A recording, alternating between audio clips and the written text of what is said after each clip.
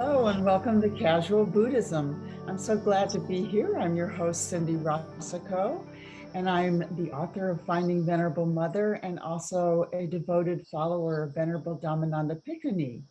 And Venerable Dhammananda is the first fully ordained Theravada nun in Thailand. And this week we have a special guest, and I would say a word about Sarah Draper. I fell in love with her writing in Elephant Journal, and I pursued her until I could meet her. And I was so excited to meet her. And she is a certified ESL instructor, a yoga and meditation practitioner in training, a dedicated Eckhart Tolle fan, aspiring life coach and author, and a freelance writer for Elephant Journal. So welcome, Sarah. Thank you so much, Cindy. It's an honor to be here, and I'm so excited to partake in this. หนังสือเขาชื่ออะไรนะหนังสือของเขาชื่ออะไรหนังสือของเอ็กคัตนะอะไร now นะ The power of now. The power of now. Yes, I just wanted to share with you that we do read the power of now, and I think it's also translated into Thai language. I think, yeah. Oh. I've read it so many times. It's one of my favorite books. Yes. One time, it used to be on my bedside. I always pick it up and read before I go to bed.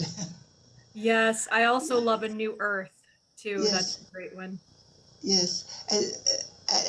Everything he said, it is true. Everything he said, yes, you would be reading and you would say, yes. Yes. Oh, that's wonderful. So Sarah, I think you may have a question that you would like to ask Venerable. Or sharing. Yes, absolutely. Or sharing. Sharing. Yes. Well, I guess for sharing. Sarah, let me ask you, as one curiosity I have, with all your training and your practice, how do you end up writing for this elephant journal? Oh, I started writing for Elephant Journal in January 2021. I had actually been reading some articles years prior, and at first I kind of had imposter syndrome, and I thought to myself, I don't think I'll be able to get anything published, but I decided to take the plunge and put my voice out there, and I was actually very surprised to see that it was very well received. Oh. Yes. What would be, how to say, what is the theme of your column in this particular Elephant Journal? Do you really have to do something with the elephant? You know what? I started writing a lot about psychology and attachment theory because it's always been a very big interest of mine. And then as I started to realize I was actually on my own awakening journey, I started to write more about, the power of now, present, things like that. But it has nothing to do with the elephant. Oh, no. No. The elephant is the mascot. Yes. I don't know why they have an elephant. They call it the Elephant Journal. Anyway. It's quite popular, though. Yeah. Elephant symbolizes, in psychology. One time I did some kind of workshop, and they asked each one of us, which animal would you like most? Which animal that you like most? I still remembered that I answered that elephant.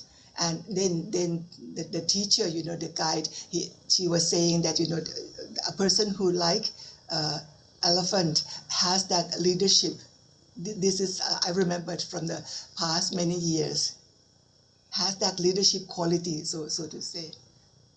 That's great to know. That's really great to know. Yes. Yeah. So let me know whenever you're ready for my question. Yes, please. Okay, perfect. So I decided to write it down just so that it flows as I intended. So I'll just be reading it. So I have been on an intense awakening journey for the past couple of years. In that time, I've been trying to alchemize and neutralize my own fear-based energy, also known as the ego. I've been trying to realize myself as a spiritual being having a temporary human experience and resonate with love, which of course is the opposite of fear. However, instead of feeling one with those around me, I find myself irritated with what I perceive as their lack of self-awareness and thus experience judgmental thoughts toward them. In yoga, we learn that judgment itself is a form of violence, as the first principle of yamas is ahimsa, which is non-harming. So this really bothers me, as I know, that it's preventing me from fully embodying true love. Regardless of this awareness, however, I find it very challenging to break this pattern. This in turn makes me feel more resistant toward the world because I know that, we're all under the illusion of Maya.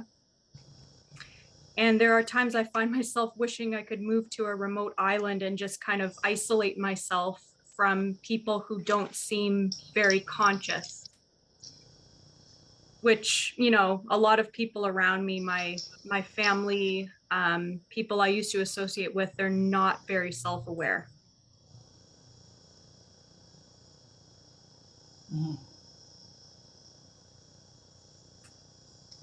So I find myself kind of having a hard time breaking that pattern. I know I'm aware that it's unhealthy. Yes. Yeah, so you see this isolation, I just underline the word isolation. You keep, suppose if you go all the way to the island, to an island when you are completely alone, but your thoughts are always connected with others, even though you're completely alone on that island. You see, so this outside world does not have to be physical. It's completely in your head. One time, one of my students, we had this 3 days silent retreat. She said it was so difficult for her because every time when she tried to sit, sometimes, she would recall an old song that she last sang was 30 years ago. Those old songs coming back to her head again. So this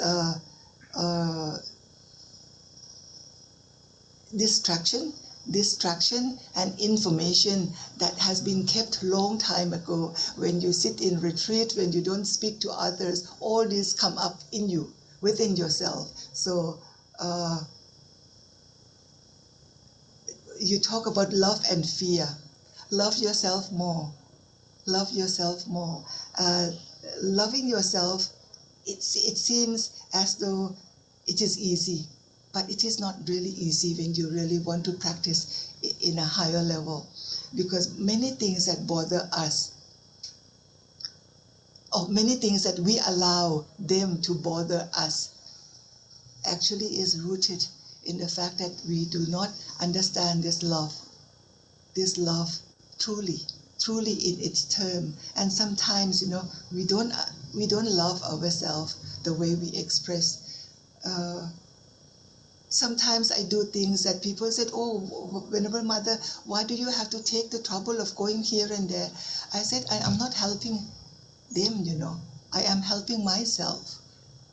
Because if I don't help them in that particular situation, I would be so disturbed. So actually, I'm going out there to help them because I want to handle the suffering that I have within me for not helping them. You see, so actually, I have to help myself. In helping them, I am helping myself. In loving them, I am actually loving myself. So when you see this connection, that compassion will flow automatically. It does not have to, you don't have to direct, or you don't have to work for it, it comes automatically. So this compassion, when you allow it to overflow from within, then reaching out to others become natural. Otherwise, you always have to intend. I intend to be compassionate to this person, helping this person, helping that person. But actually, if you dwell in this understanding of letting go of this I, me, my mind, and to really understand the suffering of others as our suffering, we become one with them. There is no demarcation that that's you, that's me, When we become one, the suffering of others, you could feel it. My suffering, I also could feel it. So when we remove this demarcation of you and me, then this compassion flows naturally. So that talking to you, Sarah, there is a deep practice within myself, because I am also caught in this love and fear because of fear of losing oneself, and love which is not true love, because true love will have no boundary. So need lots of practice, need lots of self-awareness, need lots of faith, complete faith in the Buddha. When I say the Buddha, I mean Buddhahood. Buddhahood, that we really have faith that Buddhahood is real. It became real for that Prince Siddhartha, and it could also be real for us, for each one of us. So this faith is, when it is strong, it becomes an island, so that you can hold on to, something that you can hold on to and guide us towards this path. I may not be answering you directly, but I'm just reacting and sharing my experience with you. That was a beautiful response. Thank you. That was really beautiful. I was struck by, and I think you were talking about this last week, Venerable, how important it is that we love ourselves, and that's not that easy. No, true. Do you feel that the love of oneself, in a sense, with all our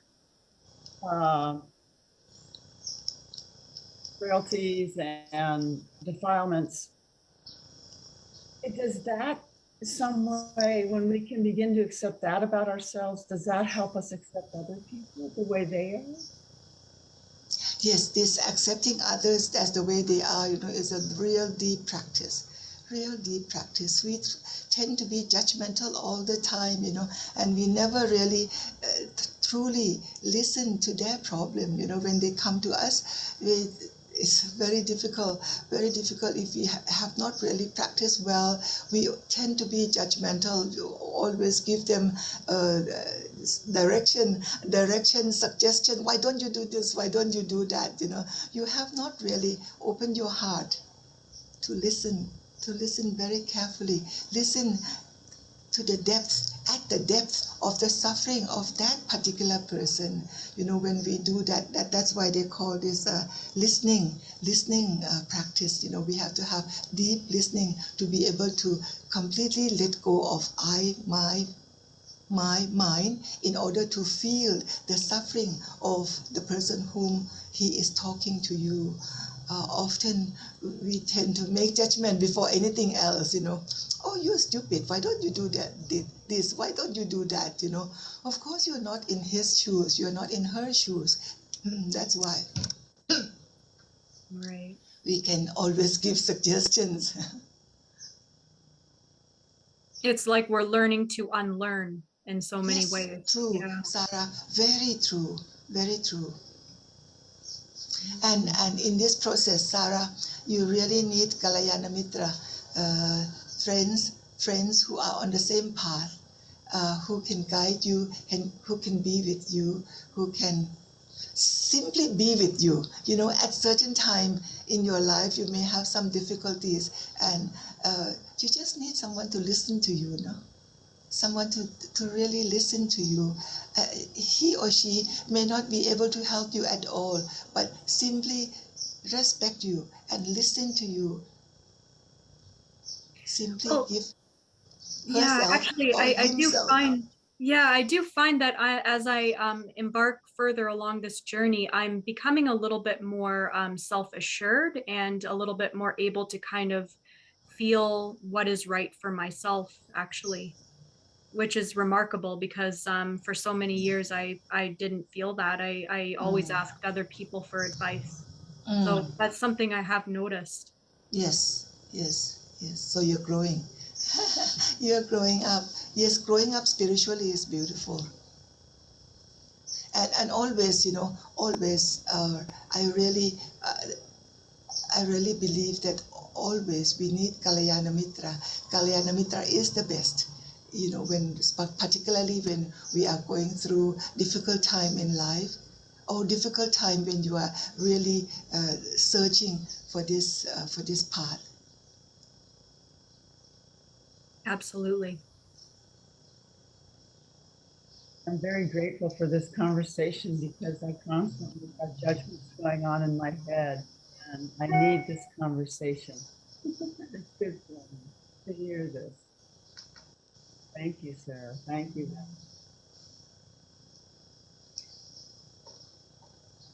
Is there anything else anyone would like to say? I'm just so happy that you reached out to me, Cindy, and I'm so grateful for this opportunity. This has just been a wonderful opportunity. It's always a good spiritual connection, you know. In this casual Buddhism, I feel that the beauty of casual Buddhism is because we do have this spiritual connection between two souls, three souls here sitting together across the world. And you know, when I listen to Sarah, I did not feel that she is on the screen. I feel she's very much in front of me, you know. We completely forget about this Zoom thing, you know, about this screen, about this technology. We are just being in front of each other totally. And I think that's very important. It is. I feel, you know, the same way.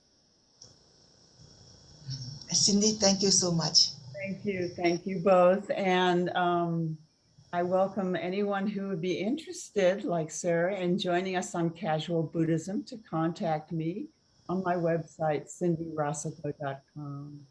So thank you again for another enriching reading. Thank you, Venerable.